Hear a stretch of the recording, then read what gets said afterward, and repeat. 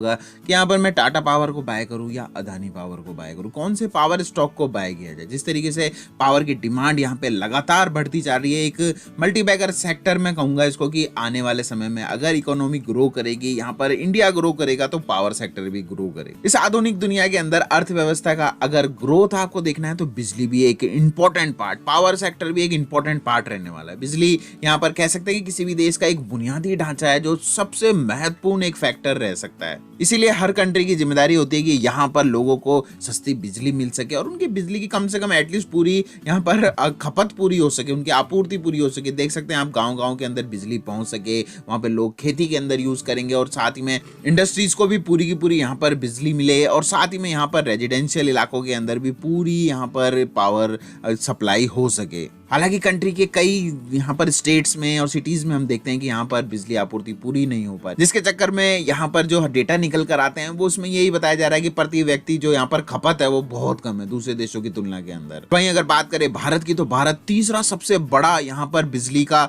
एक तरीके से उपभोक्ता है और साथ में बिजली उत्पादक देश भी है, यानी हम खपत भी करते हैं और बनाते भी हैं, दोनों के दोनों ही काम यहाँ पर करते हैं। लेकिन फिर भी यहाँ पर पर्सन की अगर हम यहाँ पर यूसेज देखें तो वो यहाँ पर जो बाहर के देश है उनकी तुलना में 1/3 भी नहीं है, यानी कि काफी डाउन है, यानी कि अभी काफी कुछ काम यहाँ पर पावर सेक्टर को लेकर होने वाला है। और ऐसा अनुमान लगाया जा रहा है कि 2040 तक भारत में जो बिजली की डिमांड है वो 3 गुना के लगभग यहाँ पर बढ़ जाएगी। जो परसेंट डिमांड है उसकी तुलना के अंदर वो 3 गुना बढ़ चुकी होगी 2040 के अंदर। हालांकि भारत के अंदर यहाँ पर थर्मल हो, हाइड्रो हो, सोलर एनर्जी हो, साथ ही में यहाँ पर पवन ऊर्जा है, परमाणु ऊर्जा है, कई सारे बिजली के यहाँ पर स्रोत मौजूद भी हैं। लेकिन फिर भी यहाँ पर थर्मल पावर से अधिकांश बिजली की आवश्यकता को पूरा किया जाता है। और थर्मल पावर के अंदर 2 मेजर प्लेयर जो हैं वो है यहाँ पर अडानी पावर और साथ में टाटा पावर। तो आज इन दोनों के बारे में देखने वाले हैं, क्या यहाँ पर रेवेन्यूज जनरेट कर रही है कंपनी, किस तरीके की डिविडेंड हिस्ट्री रही है और साथ ही में किस तरीके के प्रॉफिट्स कंपनियां यहाँ पर बनाती चल रही है और आगे आने वाले समय में कौन कौन से फ्यूचर प्लान्स यहाँ पर इन दोनों कंपनीज के हैं,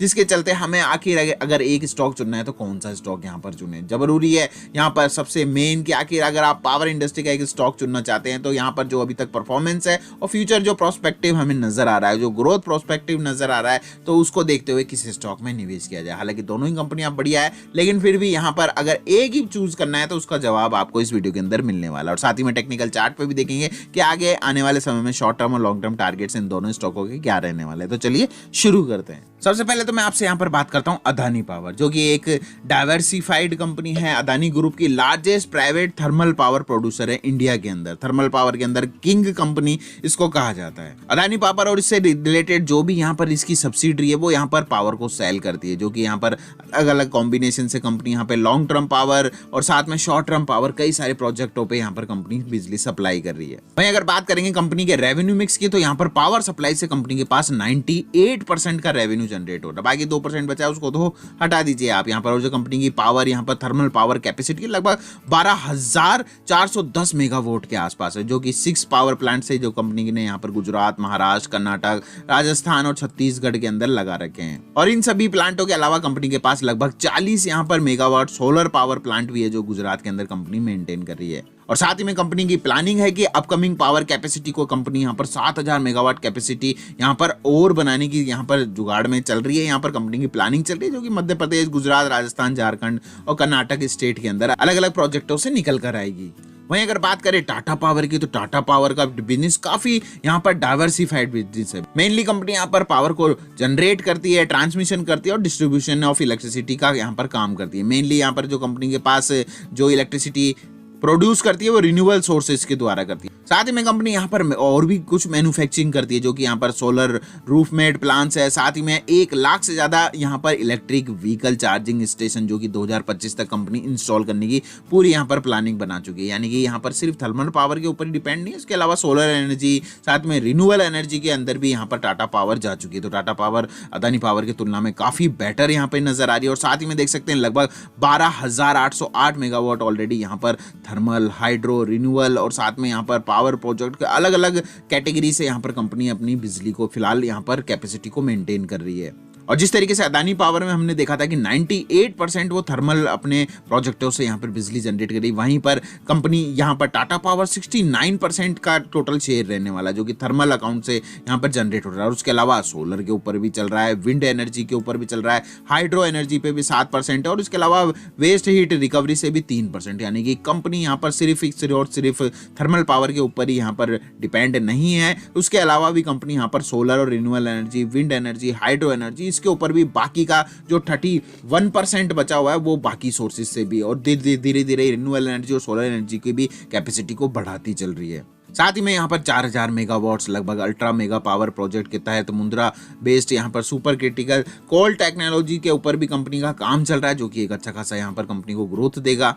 साथ ही में कंपनी जो अपना यहाँ पर विजन लेकर चल रही है कि कंपनी यहाँ पर अपना जो यहाँ पर प्रोडक्शन है वो इंक्रीज करना चाहती है, थर्मल सोर्सेज से यहाँ पर क्लीन एनर्जी सोर्सेज की तरफ जाना चाहती है, यहाँ पे जिससे वातावरण प्रदूषित ना हो। जो कोल है या फिर और जो इनके इंडस्ट्रियल यूज के यहाँ पर जो ऑयल से रिलेटेड है या फिर कोल से रिलेटेड जो भी थर्मल का पूरा प्रोसेस है, उससे यहाँ पर एक क्लीन एनर्जी की तरफ कंपनी जाने का पूरा विजन बना चुकी है। और साथ ही में कंपनी ने जो एम रखा है कि अपनी जो क्लीन एनर्जी और ग्रीन एनर्जी है उसकी कैपेसिटी को 60% तक बढ़ा देगी 2025 तक, और साथ ही में 80% यहाँ पर 2030 तक यहाँ पर कंपनी अचीव करना चाहती है कार्बन न्यूट्रलिटी, यानी कि कार्बन से जितना भी यहाँ पर प्रदूषण है उसको लगभग 80% तक कंपनी यहाँ पर साफ कर देगी। और साथ ही में 2050 तक पूरे के पूरे थर्मल प्रोजेक्ट यहाँ पर रिप्लेस कर दिए जाएंगे, यानी कि एक तरीके से शुद्ध वातावरण की तरफ टाटा पावर बढ़ता हुआ नजर आ रहा है। और वहीं कंपनी का अगर रेवेन्यू सेगमेंट देखे, जिस तरीके से हमने अदानी पावर के अंदर देखा, सिर्फ और सिर्फ यहाँ पे 90% जो रेवेन्यू था वो पावर सप्लाई से है। और वहीं अगर आप यहाँ पर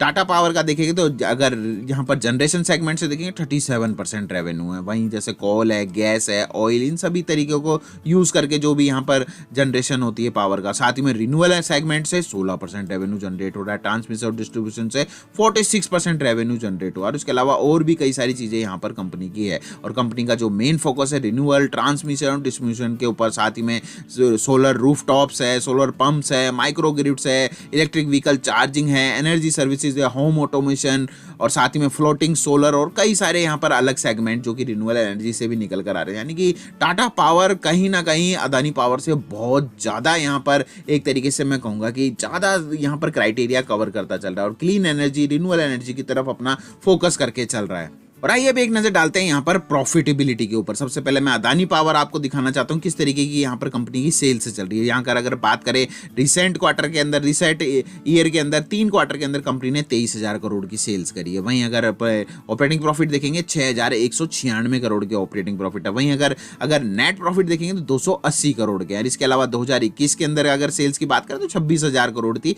जिसका नेट प्रॉफिट कंपनी ने निकाल कर दिया था 1270 करोड़। इसके अलावा देख सकते हैं 2020, 2019, 2018, 2017 कंपनी को जबरदस्त लॉसेस यहां पर देखने को मिले हैं। वहीं अगर बात करें यहां पर टाटा पावर की तो इस बार की जो यहां पर कंपनी की सेल्स निकल कर आई 40,000 करोड़, यानी कि यहां पर अगर आप अदानी पावर को देख रहे हैं तो 23,000 करोड़, वहीं टाटा पावर में 40,000 करोड़, यानी कि सेल्स के मामले में कंपनी कहीं ना कहीं से बहुत ज्यादा आगे। वहीं अगर बात करें कंपनी की अगर यहां पर प्रॉफिटेबिलिटी 1631 करोड़ की प्रॉफिटेबिलिटी है, जबकि अदानी पावर में जो प्रॉफिटेबिलिटी वो मात्र 280 करोड़ के आसपास है। और वहीं अगर आप देख सकते हैं यहां पर जो माइनस का नंबर है लगभग यहाँ पर पास आसपास तक भी नहीं है, 2015-16 तक तो बिल्कुल नहीं है। 2015 के बाद से कंपनी ने चाहे कम कमाया लेकिन कभी भी माइनस के अंदर नहीं गई, और उससे पहले जरूर कंपनी का स्ट्रक्चर खराब था, लेकिन उसके बाद से कंपनी ने अपने आप को बहुत शानदार यहाँ पर मेंटेन किया। 1631 करोड़ इस बार का भी प्रॉफिट है, और लगातार अच्छे प्रॉफिट यहाँ पर कंपनी बनाती आ रही है। वहीं अगर बात करें यहाँ पर मार्केट कैप की तो अदानी पावर लगभग 48,000 करोड़ रुपए का मार्केट कैप कंपनी के पास है, और 52,000 करोड़ रुपए जिसमें से कंपनी के पास कर्जा है, और 27% शेयर यहाँ पर